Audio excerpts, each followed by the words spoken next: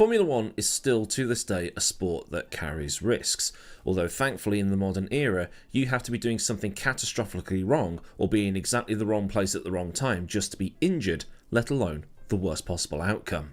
Just randomly last night I watched an interview with Jackie Stewart as he went around a golf course with his grandson Lucas, and Jackie touched on how his 100th race at the 1973 United States Grand Prix, which ended that season and would be his final race, never happened because of the death of Francois Sever. After which, Jackie retired on the spot. He then mentioned that he's been to more funerals than anyone else he can think of, and he has 72 benches on the grounds of his house. Of those 72 benches, around 50 are dedicated to his friends and colleagues who lost their lives in racing accidents. And he did get a little emotional, saying that he's the only one of his friends left now. Stirling Moss is the most recent to pass away, but the likes of Jim Clark, Jochen Rindt, Francois Sever, Graham Hill, Lorenzo Bandini, Mike Spence, Joe Schlesser, Bruce McLaren, Piers Courage, Joe Siffert, Joe Bonnier, all of them killed in racing accidents or, in the case of Graham Hill, a plane crash while flying his racing team back from a test at Paul Ricard. And that's not even a complete list either. From that generation of drivers from mid to late 60s Formula 1, there's probably only Jackie and Jackie Ickx left. I guess Andretti as well. As such, the safety aspect of the sport has formed a big part of the storytime stuff that I put on this channel. That and anything to do with 1994, but the two subjects overlap. And recently, I looked at the testing accident of Pedro Lamy and how he ended up embedded in the pedestrian tunnel at the bridge before Bridge Corner at Silverstone, and how he's lucky to be alive. Two more testing accidents happened that year, with Jean Alesi sustaining neck injuries at Mugello and JJ Leto breaking his back at Silverstone, both of those being testing accidents in the same way that Lamy's was. Injuries that set JJ back a fair bit because he was rushed back into the car because Flavio wasn't going to wait around. Those three drivers could have had it much worse. And then there's the well-documented crashes at Imola of Barrichello, Senna and Ratzenberger. But in 2009 we almost had to go through it all again when Felipe Massa was injured at that year's Hungarian Grand Prix. The 2009 season was somewhat of a fairy tale. A team that didn't exist 6 weeks before the season started turned up to testing and blitzed the competition, and then blitzed the competition again in the opening few rounds. Jenson Button had gone from mid-grid obscurity and ending up at teams at the worst possible time to being a shoo-in for the championship in the space of, well, 6 weeks, winning 6 of the opening 7 races. But by the midpoint of the season, Brawn's advantage was starting to wane. Money was tight, very tight, and the guy that used to be Honda's fueling guy had become a plumber, so they were hiring him back on the weekends to do the job because nobody else could do it. This happened, I'm not making it up.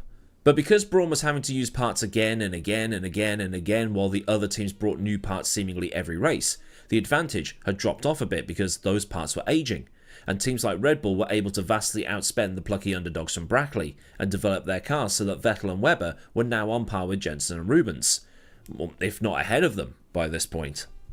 Then there was the controversy surrounding the double diffuser. I've done all of that in full, so I'll spare you going through it for, what's this now, the third time, but Brawn, Toyota and Williams had exploited a massive hole in the regulations that allowed the teams to use an area that the FIA thought that they shouldn't be using. The plan was for cars to have more front grip than rear grip, but those three teams had found a way of clawing it back. Essentially, the rulebook was supposed to say, do not put anything in this imaginary 3D box in the centre of the diffuser, but had neglected to specifically say that they couldn't put anything in that imaginary 3D box in the centre of the diffuser. So Honda, well, Brawn as they were now, Toyota and Williams did just that. It's reckoned that Super Aguri had the idea, and when their engineers lost their jobs after the team went bust, they went to Honda, Williams and Toyota and spread the idea around. But the double diffuser wasn't the magic bullet for performance through 2009.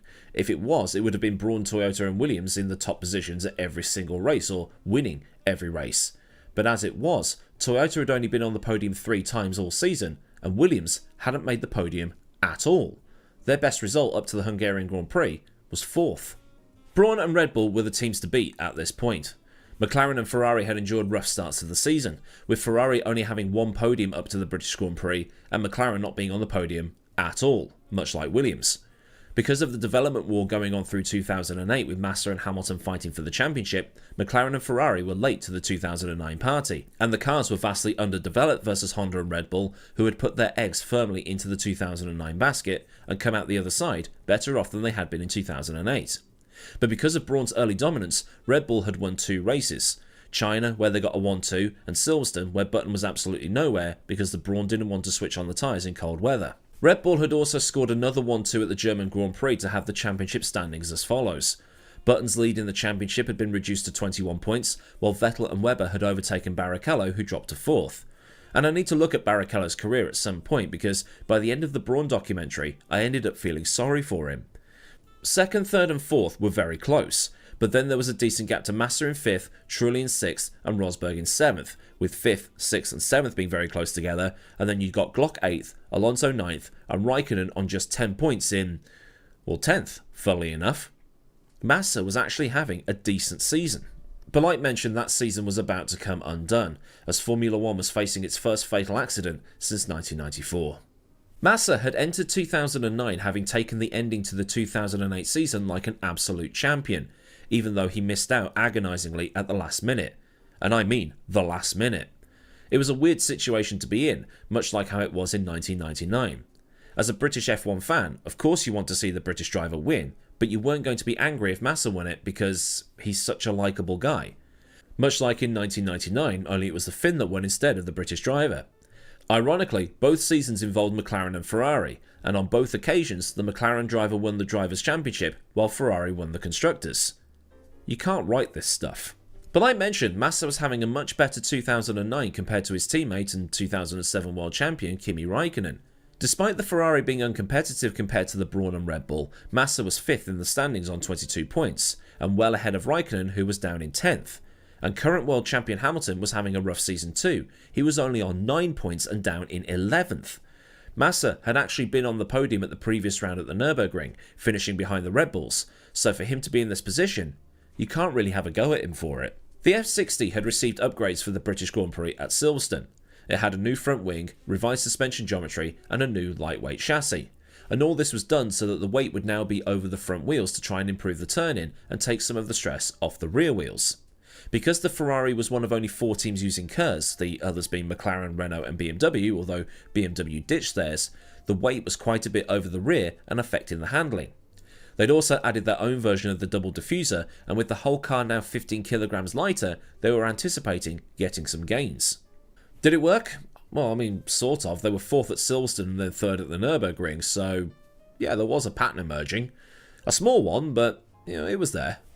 But McLaren was coming back too. They'd also brought a raft of upgrades, with theirs coming at the previous German Grand Prix. Hamilton had been making repeated pleas to McLaren via the media to scrap the car and build a new one, and McLaren sort of did, basically revising the whole car for Germany where it qualified in 5th, but he got tagged by Webber at the start and that punctured his tyre and knackered the floor, so he finished 18th and plumb last. So for Hungary, both teams were anticipating unlocking some more performance, and McLaren's new B-spec car was looking quite promising with Hamilton topping the practice timesheets. Brawn meanwhile typically ran their cars quite heavy in practice, and they were only 3/4 of a second off Hamilton, so they were looking like they were going to be getting some more performance as well, and actually looking like they might actually win a race again. Qualifying was as it is now. 3 sessions that are annoyingly labelled Q1, Q2 and Q3. And this saw Rosberg, of all people, top the timesheets in Q1, getting into the 120s, with Hamilton and Webber the only other 2 drivers to do so at that particular moment in time. Jaime Alguersuari, who was now in the Toro Rosso at the expense of Bourdais, had hydraulic problems and had to start last, while the 2 BMWs of Heusinkveld and Kubica were also kicked out as they were too slow. So much for that mid-season switch of focus that they had in 2008. The second session started, and while Barrichello was out there driving round and setting a lap, he radioed his engineer, Jock Clear, saying that something didn't feel right at the back of the car. Jock said they couldn't see anything wrong, but Rubens was adamant that something wasn't right and came back in. When he got back, the Brawn team found that the back end wasn't raised up like it should have been. It had squatted down completely, but the suspension was all in one piece. When Barrichello got out of the car, he saw on a television screen that there was a Ferrari in a wall, and Massa was still inside the car. Massa had cut the entirety of turn 4 and gone straight ahead into the barriers. Now at a track like Hungary, the straights aren't exactly long, so the speeds aren't going to be like they are at, say, I don't know, Monza. So most people thought, oof, he's had a brake failure or something, but he'll be alright, it's well padded down there. But if you watch the footage back, you'll notice that when Massa goes into the barrier, he sat there with the throttle wide open, the Ferrari V8 making a higher pitched whine than it would at idle. Meanwhile, in the Brawn garage, they'd taken the back end of Baracalla's car off to find that the heave spring was missing. The actual connection was there, it was all still connected to the inner workings of the suspension and hidden by the bodywork, but the actual spring was gone, and they were trying to work out where the hell it could have gone to. So what is a heave spring? Good question. Just before I explain it, a disclaimer. Any engineering experience I have is putting microphones in front of amplifiers and making them sound nice, although that was over a decade ago. But either way, I'm not an F1 mechanic, nor do I claim or pretend to be one. On the racing sim side of things, I do what most of you do and just download a setup and go, yeah, that feels good, that'll do. The heave springs are all part of the wider suspension assembly. It's all hidden within the bodywork of the car, and they basically sort out the pitch of the car. Heave is when the front or rear suspension is compressed or expanded, and in doing so, the wheels move up or down relative to the rest of the car. Under braking, the car is going to want to dive forward, like when you put the front brakes on your push bike and you go arse over head. Under acceleration, the car is going to want to pitch up, and that's why top fuel drag racers have wheelie bars to prevent them from, doing a backflip. As the car brakes or accelerates, you're putting equal or close to equal loads on the left and right suspension, front or rear depending on whether you're braking or accelerating. Fitting a heave spring or a heave damper to the rockers will help mitigate that dive or squat, so the front wings don't scrape the floor, diffusers don't scrape the floor, and ride heights are kept somewhat normal under those braking forces. Because if the rear goes up too much under braking, you could lose diffuser power as the ride height goes up, or because the rake's now too high, the car just loops in the corner when you turn in. And this only works when both sides of the suspension are compressed.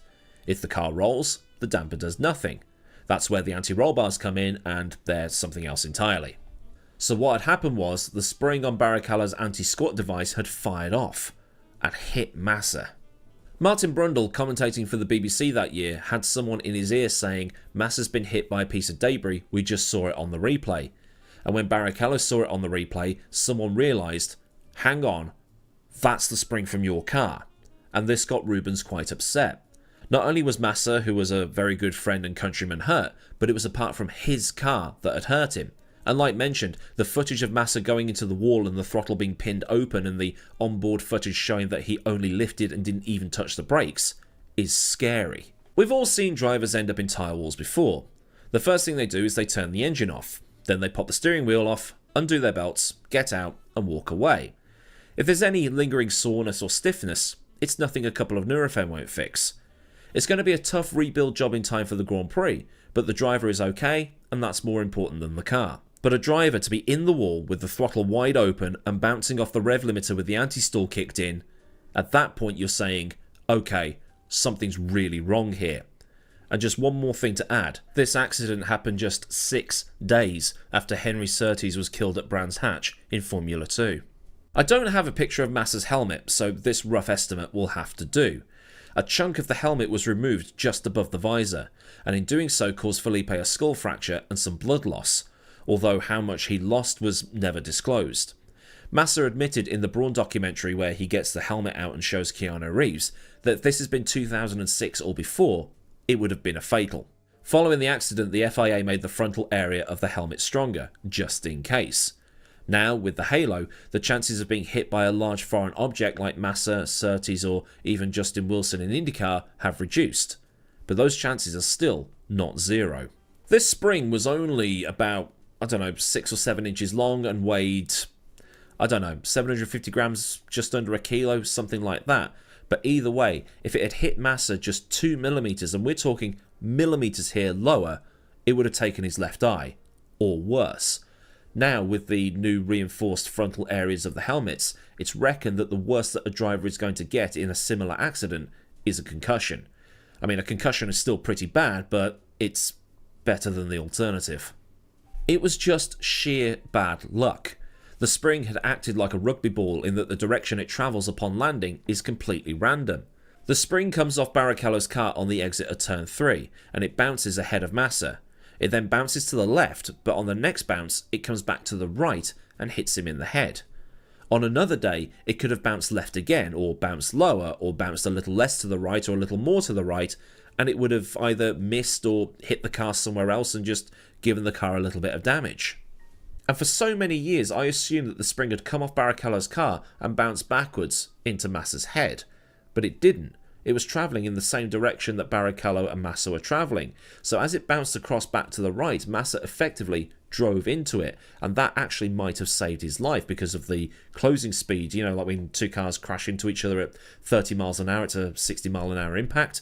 But either way, afterwards, Ron Meadows had to go and answer to the stewards as to what had happened, but the FIA later concluded that this was a fault on the actual spring or the actual anti-squat bar rather than Brawn not building the car properly. Massa suffered a head cut, bone damage to his skull and a concussion, undergoing successful surgery at a Hungarian military hospital, and was then kept in intensive care. He spent 9 days in hospital, 2 of those in an induced coma, and was then released, after which he underwent some cosmetic surgery to put a plate into his skull and strengthen it again, and then missed the rest of the 2009 season. Luca Badoa and Giancarlo Fisichella would replace him, but he was back for the start of 2010. 9 years after his accident, the Halo would be integrated into Formula 1 cars. And as mentioned, this accident happened just 6 days after Henry Surtees, the son of John Surtees, was killed at Brands Hatch. Another incredibly sad and tragic accident. Not just because of the fact that Henry was only 18 years old and 6 months or so younger than me, which really hit hard when it happened, and not least because no parent should have to bury their kid. It's the tragic irony that's involved here. John Surtees survived racing in the 1960s and 70s while racing as a whole, not just Formula 1, was at its most dangerous. And then his own son dies when racing is at its safest. Massa maintains he is lucky, even though he was unlucky to have the accident in the first place. He says he's lucky because the big man upstairs was looking out for him. If you didn't believe in all of that before, you might end up doing so afterwards. On top of this, his wife was 6 months pregnant at the time, and he says that his family suffered way more than he ever did. And being a Catholic, he attributes his survival to God, and whenever he's in church, he lights a candle to say thank you. Hamilton won the race, but it's all irrelevant. A driver was lying on a hospital bed having surgery because of a career-threatening, if not life-threatening, injury. And to go racing afterwards, and I know there's the cliche of, well, it's what he would have wanted and so on, but to go racing afterwards, you might start thinking, well, what if it happens to me? So it must be a hard thing to do. Now, did the accident affect Felipe's competitiveness? Well, that's something we're going to have to find out at a later date. So then, a look at the accident that almost claimed the vision or life of Felipe Massa at the 2009 Hungarian Grand Prix. If this has been an interesting video for you, then do like it so the algorithm can do its thing and disseminate this thing across the YouTube sphere. And for more dives into the racing history books and current affairs stuff as well as the occasional live stream, do get subscribed and also get that bell on so you never miss out on anything else I do around here. Massive thanks as ever go out to the absolute legends over on Patreon that continue to support me at a more personal level. And if you want to help keep the lights on around here, there's a link to Patreon in the description, along with links to Discord, socials and other bits and pieces you might want or need to know. Well, there's super thanks if you want to top up my coffee cup and memberships for Patreon without the Patreon. So until next time, I've been Aidan Millward, have a great day wherever you are, and goodbye.